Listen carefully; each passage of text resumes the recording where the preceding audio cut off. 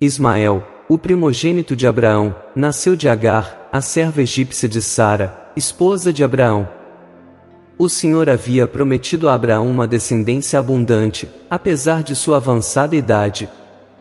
Contudo, como Sara era estéril, ela ofereceu sua serva Agar a Abraão, conforme os costumes da época, para que ele pudesse ter um herdeiro. Assim começa a narrativa bíblica sobre Ismael. Quando Ismael nasceu, Abraão tinha 86 anos. Os textos sagrados revelam que Abraão amava muito Ismael, ao ponto de pedir a Deus para considerá-lo seu herdeiro. Porém, quando Ismael tinha cerca de 13 anos, Deus reafirmou sua promessa a Abraão, que já tinha 99 anos, prometendo-lhe um descendente através de sua esposa Sara. Além disso, Deus ordenou que todos os homens de sua casa fossem circuncidados como sinal da aliança. Como Ismael foi circuncidado aos 13 anos, algumas tribos árabes adotaram o costume de circuncidar seus jovens nessa idade. Pouco depois, nasceu Isaque, o filho biológico de Sara e Abraão, o que gerou tensões entre Sara e Agar. Na verdade, elas já haviam tido desentendimentos antes do nascimento de Ismael. As escrituras dizem que após conceber, Agar desprezou Sara, o que era um grave erro, pois segundo as leis da época, uma serva fértil não poderia desafiar uma esposa estéril. Se isso acontecesse, a serva escolhida para dar à luz o herdeiro poderia ser rebaixada ao status de uma escrava comum. Portanto, de acordo com os costumes da época, Sara tinha o direito de castigar Agar por seu desprezo. No entanto, Agar acabou fugindo para o deserto por medo de Sara.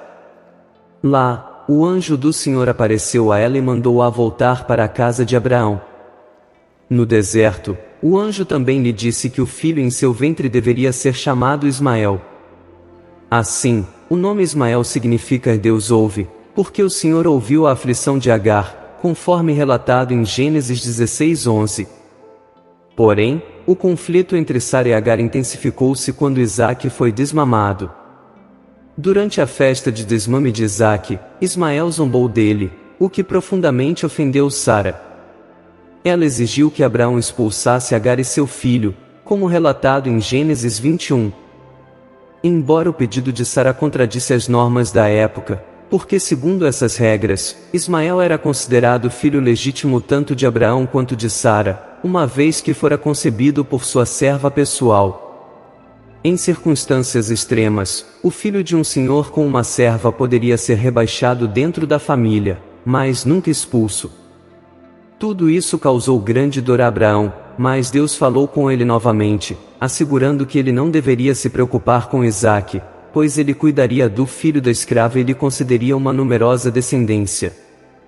A Escritura não fornece detalhes sobre o que levou Sara a pedir a expulsão de Ismael e Agar, mas parece que além das ações específicas de Ismael, Sara o via como uma ameaça à posição de seu filho biológico na família. Então, depois de ser consolado por Deus, Abraão enviou Agar e seu filho com pão e água. Contudo, em determinado momento, eles ficaram sem água e pensaram que iriam morrer. A Bíblia relata que Agar colocou Ismael sob uma árvore e se afastou para não vê-lo perecer. Embora seja comum imaginá-lo como um pequeno nessa história, é provável que ele já fosse um adolescente de cerca de 16 anos. Em Gênesis 21, lemos que Deus ajudou Agar e Ismael e reafirmou sua promessa de tornar Ismael um homem próspero. Ismael mudou-se com sua mãe para o deserto de Berseba, e depois, para o deserto de Parã. Apesar de Isaque se tornar o único herdeiro de Abraão, Ismael e os outros filhos de Abraão com suas concubinas também receberam benefícios dele, como relatado em Gênesis 25. Isso indica que Ismael, filho de Agar, e os filhos de Quetura receberam bens materiais do patriarca. Embora tenham havido desentendimentos entre Ismael, Isaque, Agar e Sara na juventude, a Bíblia não menciona conflitos entre Ismael e Isaque na idade adulta. De fato, ambos cuidaram do enterro de Abraão em Macela. A Bíblia termina a narrativa sobre Ismael informando que ele se tornou um grande caçador, especialista em arco e flecha. Agar encontrou uma esposa egípcia para Ismael, com quem teve 12 filhos e uma filha. Posteriormente, conforme os capítulos 28 e 36 de Gênesis, a filha de Ismael casou-se com Esaú, filho de Isaque. Os nomes dos filhos de Ismael são mencionados em Gênesis 25, 13 ao 15, e a maioria desses nomes é mencionada em outras partes da Bíblia, como famílias tribais influentes da época. Os descendentes de Ismael, geralmente identificados como ismaelitas na Bíblia, organizaram-se em 12 tribos que viviam em acampamentos nômades no deserto do sul. Gênesis 25:17 menciona que Ismael morreu aos 137 anos, mas não especifica o local de seu sepultamento. A tradição muçulmana, entretanto, sustenta que ele foi sepultado na Caaba, em Meca.